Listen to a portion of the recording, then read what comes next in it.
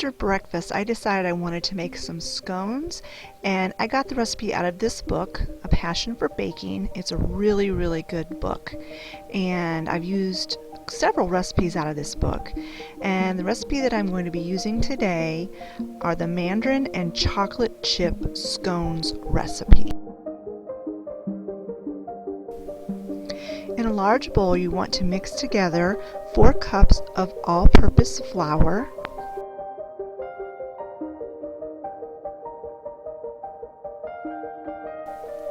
1 cup of sugar,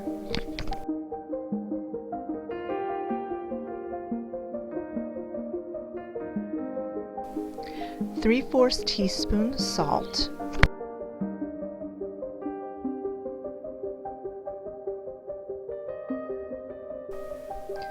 4 teaspoons of baking powder,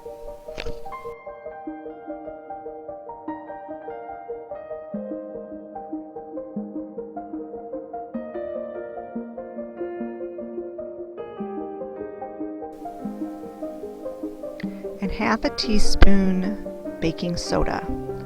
Mix the dry ingredients together well.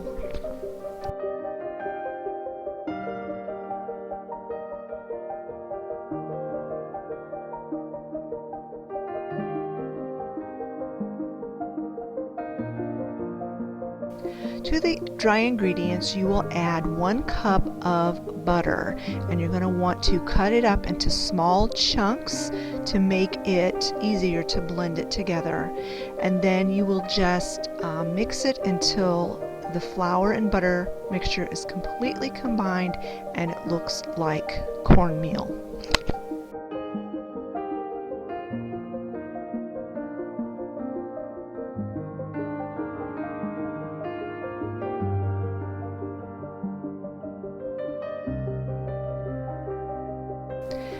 You will also need the zest of 1 orange.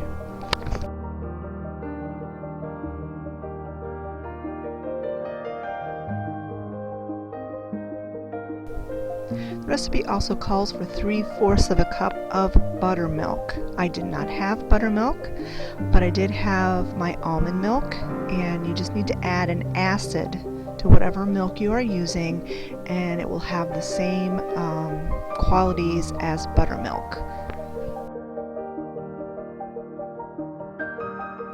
To the dry ingredients, add 1 large egg,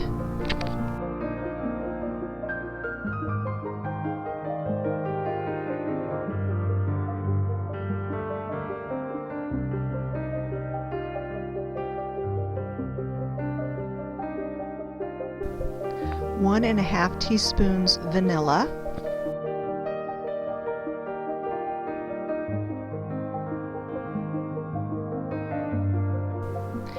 and the buttermilk, or the buttermilk equivalent.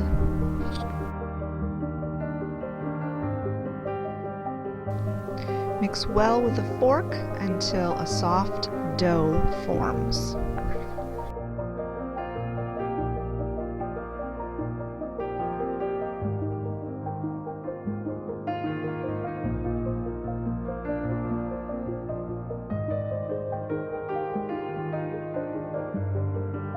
Add 1 cup of semi-sweet chocolate chips and mix well.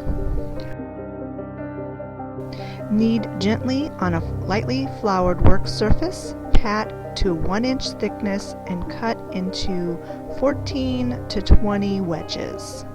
Place on a prepared baking sheet and brush the scones with milk. Place it in the oven and immediately reduce the oven temperature to 400 degrees. Initially you had the oven preheating at 425 degrees. You bake until the scones are nicely browned, about 12 to 18 minutes.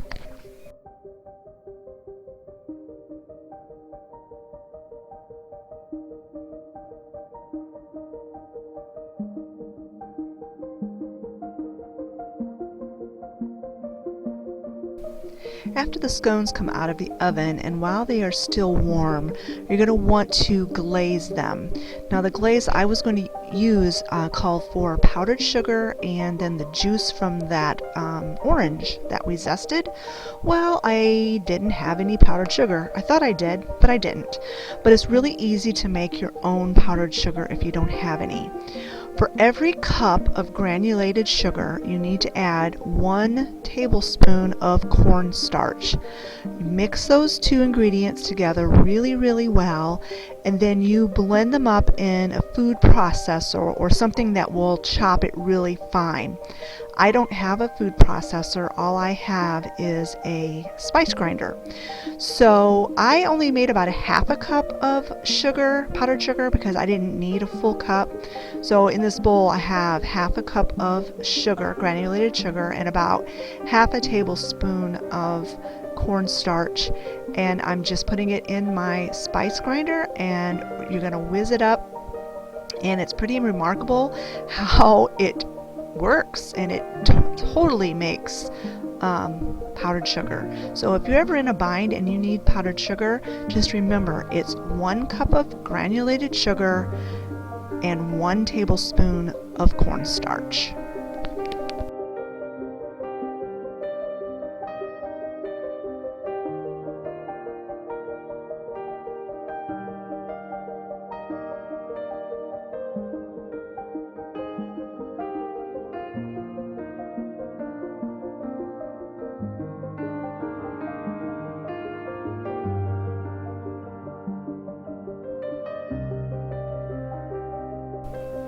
So then to the powdered sugar, you're going to add juice from that orange that you zested, just as much juice as it takes to make a fairly thick glaze.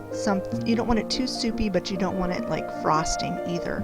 You just want it thin enough that you can drizzle it over the scones.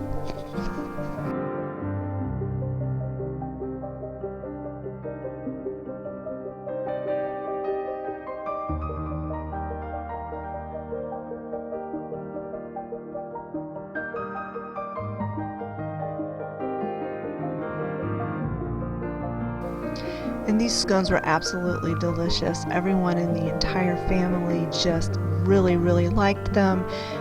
In fact, they were gone by the next day. They lasted through Easter, and on Monday they were gone.